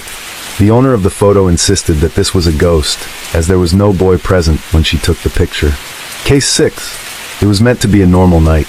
Tracy Ocasio went out to watch a basketball game at her favorite bar in Oakey, Florida. She was 27, full of dreams, and had every intention of going home after the game. But something changed that night. She met a man she didn't know well. She gave him a ride, and after that, she disappeared. The next day, her phone was off. Her car was found, left behind on a quiet, dark street. But Tracy was nowhere to be found. What really happened that night? And who was the last person to see her? Tracy Ocasio came into the world in 1982, born to Elizabeth, affectionately known as Liz, and Joseph Ocasio in the quiet town of Ocoee, Florida. From the very start, Tracy had a special connection with her father and was proudly known as a daddy's girl. Her heart was full of ambition and curiosity. She dreamed of pursuing a career in radiology and had an undeniable love for animals. Her pets ranged from scorpions and lizards to a fluffy cat named Cookie. Tracy also had a creative side. She loved crafting handmade jewelry during her downtime and often immersed herself in books, especially stories rooted in history and ancient civilizations like World War II and Rome. The Ocasio household was tightly knit. Tracy, even when out for the day, never failed to call her mom, keeping her updated on the little details of her life. After finishing high school, she picked up work as a waitress at a nearby restaurant while also enrolling in online college classes to chase her academic goals. At one point, Tracy left home to start a new chapter with her fiancé. But the engagement didn't last, and she eventually moved back in with her parents, a change they welcomed with open arms. Despite the setback, life at home was good, and she leaned on the comfort of family. Sports, particularly basketball, were something she and her dad deeply bonded over. The Orlando Magic was their team, and watching games together became a cherished ritual that Tracy never skipped. By age 27, Tracy was living a full and hopeful life. She had goals, strong family ties, and a clear sense of direction. But then came the day that changed everything. On May 26, 2009, Tracy was excited for the Orlando Magic playoff game against the Cleveland Cavaliers. Originally, she had planned to watch it with her dad, but he had to run an unexpected work errand. So, Tracy decided to head to the Florida Tap Room on Raleigh Street by herself, a bar she frequented and where she knew many of the regulars. Packed with fellow basketball fans, it was a familiar and safe space for her. That night, she watched the game surrounded by cheers and energy. But after the final buzzer, something went wrong. Tracy never came home. Liz grew anxious when she didn't hear from her daughter after the game, especially since Tracy was always in touch. Even more concerning was the fact that Tracy had told her she planned to return home immediately after the game. Hours passed, calls went unanswered, and just like that, Tracy had vanished. The next day, her family filed a missing person report, and the search began. Investigators turned to the last place she was seen, the Florida Tap Room. Surveillance footage from the bar provided a crucial clue. Tracy had been captured on camera, leaving around 1 to 1:30 a.m. She wasn't alone. A bald man, roughly her age, was seen with her. They appeared to be enjoying themselves, chatting comfortably before walking out together. Neither Liz nor Joseph recognized the man. Tracy was wearing black jeans, a tank top, a hooded jacket, and a green and white hat that night. There was no sign of distress in the footage. She appeared alert and left willingly. Still, the identity of the man became the top lead for investigators. While they searched for him, a new development emerged. On the evening of May 27th, Tracy's yellow 2002 two-door Chevrolet Cobalt was discovered parked on Franklin Street in Oakley. It was the same car she had driven to the bar the night before. The vehicle was left unlocked in a dark, isolated area. No streetlights, no traffic, no sign of life. It looked clearly abandoned. Inside, there were no personal belongings, no bag, no phone, nothing. The only detail that caught investigators' attention was that both front seats were reclined forward, as if someone had recently accessed the back seat or tried to help someone get in or out. That behavior didn't align with Tracy's habits. First off, she rarely used the back seat of her two-door car. It was cramped and not ideal for an adult. If she had anything with her, it likely would have been stored in the trunk. Adding to the concern, her father, Joseph, made it clear. Tracy hated dark areas and would have never willingly parked in such a spot unless she had no choice. So the question loomed. Why was her car left there? The answer came swiftly. The man seen with Tracy on the night of May 26th was finally identified. His name was James Hadaway. Detectives reached out to him, and surprisingly, he was open to talking. James explained that he met Tracy at the Florida Tap Room. They chatted during the game, and afterward, he asked her for a ride since he didn't have a car. According to him, Tracy dropped him off and drove away. But here's where things got strange. Tracy's car had been found just a few yards from James' home, where he lived with his father. Now, not only was James the last person to see Tracy, but her abandoned car was basically on his doorstep. Suspicion grew fast. Investigators dug into Tracy's phone data. Her phone had shut off around 8:30 a.m. on May 27th, the morning after the game. And the last pinged location? Right where her car had been found. That gave police just enough cause to get a search warrant for James' house. Inside, there was no sign of Tracy, no clues, no items of hers, but there was a large amount of drugs. As it turned out, James had been using drugs while out on bond, which led to his arrest. And that's when more disturbing information came to light. James had a long criminal history, including charges related to juvenile kidnapping. Not long after his arrest, two witnesses stepped forward, friends of James, who said they'd seen him leave the bar that night with a woman matching Tracy's description. One even claimed Tracy went into James' home and hung out there briefly. James had allegedly encouraged her to try drugs, but she refused. After that, she reportedly left. That directly contradicted James' earlier claim that she had only dropped him off. His story was unraveling. Though he wasn't charged in connection with Tracy's disappearance, James was now in custody and unable to flee. Meanwhile, detectives poured all available resources into finding Tracy. They brought in bloodhounds and cadaver dogs, but oddly, the dogs couldn't even detect her scent in her own car. As police continued their investigation, Tracy's father took matters into his own hands. Joseph plastered flyers across Ocoee, searching parks, streets, and abandoned lots, anywhere his daughter might have ended up. With no progress, the family reached out to Tim Miller, the founder of Texas EquiSearch, for help. Volunteers combed over 2,500 acres of land, but there was still no sign of Tracy. All the while, detectives kept questioning James. Though he remained tight-lipped about Tracy, they had growing suspicions. At this point, nearly a month had passed since her disappearance. Digging further into James Hadaway's background revealed a deeply troubling history. He had been in and out of trouble from a young age. Drug abuse, random jobs, shady activities like helping his father dredge ponds, and illegally dumped debris. He was already facing charges, but as he stood trial, new layers of his past emerged. People who knew James came forward with disturbing stories. One common thread was his sudden mood shifts. He could flip from friendly to violent without warning. Several women shared experiences of feeling unsafe around him. Then came the most chilling account, one that mirrored Tracy's case almost exactly. Nearly a year before Tracy vanished, another woman named Rachel Clark had agreed to give James a ride home. As they said goodbye, James embraced her, then snapped. He violently attacked Rachel, tackling her to the ground and whispering, "Don't make me kill you." She fought back, screaming, until a stranger passing by intervened and scared James off. Rachel survived, but she was left with severe bruising, scratches, and trauma. Her account was a haunting echo of Tracy's last known moments with James. Though no charges were filed against James in Tracy's case at the time, he had become the prime suspect. His lies, criminal history, proximity to Tracy's abandoned car, and violent past made him the center of the investigation. What made things even more maddening was the fact that James Hathaway was never charged for his brutal attack on Rachel Clark. She had filed a police report, but by the time detectives tried to locate him, he had seemingly vanished until nearly a year later when he resurfaced as the main suspect in Tracy's disappearance. Once James was back on the radar, investigators reopened Rachel's case. They were determined to keep him behind bars, especially now that they strongly suspected he was involved in Tracy's vanishing. Meanwhile, the search for Tracy continued. Then something unexpected happened, something just as disturbing as her disappearance. On February 22, 2011, almost 2 years after Tracy went missing, detectives were searching Lake Carter, which had mostly dried up. During the search, they discovered what appeared to be human remains. First, they found part of a spine and a skull. As the lake continued to drain, more bones emerged. 2 days later, on February 24th, authorities also recovered a wallet, an ID card, and a cell phone nearby. The name on the ID, Christopher George. This wasn't the breakthrough detectives expected.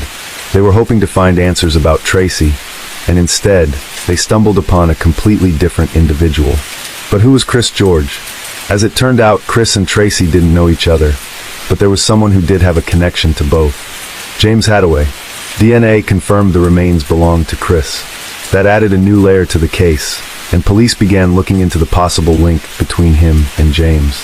Around that time, multiple tips were pouring in.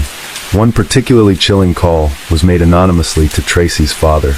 The caller claimed to know a woman who had acted as an accomplice to James, and according to her, James had been involved in 3 separate homicides in the Orlando area.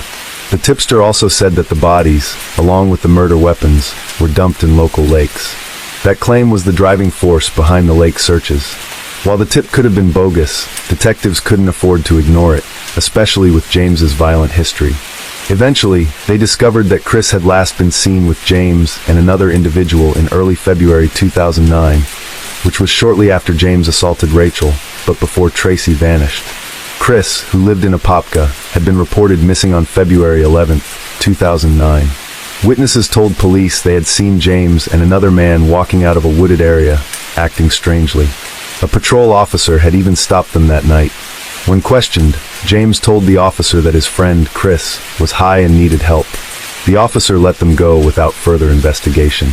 Not long after, Chris's vehicle was found abandoned at Lake Carter, the same place where his remains and belongings were later recovered. When authorities confirmed Chris's identity, they contacted his family. The George and the Ocasios, though complete strangers, found an unfortunate connection through tragedy. Both families were devastated and united by their shared grief, desperate to see justice done. Unfortunately, Chris's autopsy results were inconclusive due to advanced decomposition. No official cause of death could be determined. While James's presence at the scene raised serious concerns, There wasn't enough physical evidence to charge him in connection with Chris's death. But detectives weren't giving up. They knew they had a strong case in Rachel's assault, and that's where they decided to begin. At the time, James was sitting in Seminole County Jail on unrelated charges. But now, with Rachel's testimony and physical evidence, they were ready to take him to court. In May 2011, the trial for the attempted murder of Rachel Clark began. The centerpiece of the prosecution was Rachel herself. With remarkable strength, she took the stand and recounted in vivid detail how James had turned on her the night she gave him a ride. Her description of the attack was chilling. How he suddenly snapped, tackled her to the ground, and began violently assaulting her while whispering threats. James sat in court with a blank expression, listening as his actions were laid bare. His defense team argued that he had been drunk and incoherent, with no recollection of what happened that night. They tried to shift focus, suggesting the incident had been a misunderstanding caused by substance abuse. But then the jury was shown photos of Rachel's injuries, her bruised neck, scratched arms, and battered face. The impact was immediate and undeniable. The courtroom fell silent. The horror of her ordeal left a lasting impression on everyone present. And with that, the case against James Hathaway took a darker and more damning turn. It was clear to everyone in the courtroom this wasn't the result of drunken confusion or a heat-of-the-moment mistake. The attack on Rachel Clark had been deliberate, violent, and terrifying. After a tense deliberation, the jury returned with their verdict. James Hathaway was found guilty of attempted murder, along with burglary, robbery, and false imprisonment. The sentence was life in prison. As the judge read the decision, the courtroom seemed to collectively exhale. After the sentencing, James stood and addressed the court, offering an apology to Rachel. "Her injuries were my fault, and I do apologize for what happened," he said. "I know I didn't try to kill her, but I'm sorry for what did occur." But for many in that room, his words rang hollow. To think that he could inflict so much trauma, and then simply say sorry, as if that might somehow erase it all, it was infuriating. Rachel had fought for her life. She had carried the physical and emotional scars of that night, and no apology could undo that. As for Tracy's case, investigators were forced to admit the painful truth. They likely weren't going to get justice for her. Everyone involved had a strong suspicion about who was responsible, but there simply wasn't enough evidence to bring formal charges. James remained the prime suspect, but suspicion alone isn't enough for a conviction. After the trial, Tracy's father, Joseph, spoke publicly. "If there's any comfort," he said, "it's that he's behind bars and won't destroy another family like he destroyed ours." Then, in a twist that stunned everyone, James appealed his conviction in 2015. He claimed that his attorneys had pressured him into waiving his right to a speedy trial. His appeal was granted, and a new hearing was held, but the result didn't change. James Hathaway remained sentenced to life in prison.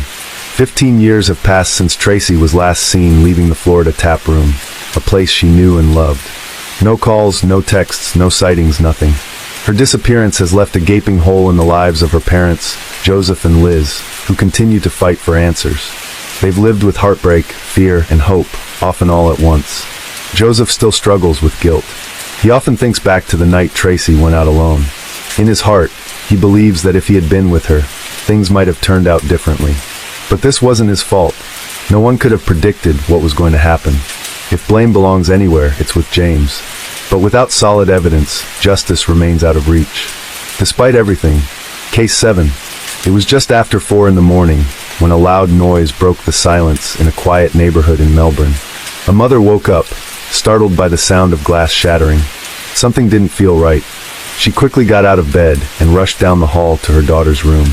What she found on the other side of that door would change her life forever. Just hours earlier, everything seemed fine. Her daughter was happy, making plans for her birthday, and they had their usual bedtime talk. But that peaceful night turned into something no one could have imagined. There was broken glass, blood, and the person responsible had already disappeared. This is the heartbreaking story of Celeste Mano, a young woman with her whole life ahead of her, and how the warning signs were there all along, but no one listened. Celeste Mano was born on November 22, 1996, in Italy. She grew up with 2 brothers, Jaden, her older half-brother, and Alessandro, her younger sibling. When she was still a child, her family relocated to Melbourne, Australia, where she eventually completed high school and enrolled at university in 2015 to pursue studies in criminology and psychology. Celeste was passionate about understanding the human mind. She dreamed of becoming a psychologist so she could help others navigate their struggles by delving into the intricacies of thought and behavior. After graduating, she began working at a call center located in Mill Park, a suburb of Melbourne. Her natural ability to connect with people made her stand out at work, and she quickly climbed the ranks to become a team leader. It was there that Celeste met Chris Ridsdale. The two hit it off and started dating. Chris was smitten. He often said Celeste was one of a kind, describing her as a true gem. She had a magnetic personality, and her warmth left a mark on everyone who knew her. Celeste was the kind of person who made life feel brighter. She had been a cheerleader during her school years, and her love for dancing never faded. But beyond her joyful nature, it was her kindness that truly defined her. Her family meant the world to her. Celeste shared a close bond with her brothers, and her relationship with her mother, Aggie, was especially strong. After finishing college, Celeste moved back in with her mother in the Melbourne suburb of Mernda. The two shared a nightly tradition. Before bed, Aggie would always tuck Celeste in, and they'd talk about their day. No matter how old Celeste got, she always turned to her mother for support, guidance, and love. Life seemed full of promise. Celeste was making future plans, exploring adulthood, and looking forward to celebrating her upcoming 24th birthday. But just days before that celebration, everything changed. On November 14, 2020, she and Chris went out for brunch at a rooftop bar. It was one of their first outings in a while, now that COVID-19 restrictions were easing. They snapped cheerful photos together, and Celeste even made their relationship public on social media with a sweet post. Things between them were getting serious, and they were happy to let the world know. The next day, Sunday, November 15th, Celeste posted that picture on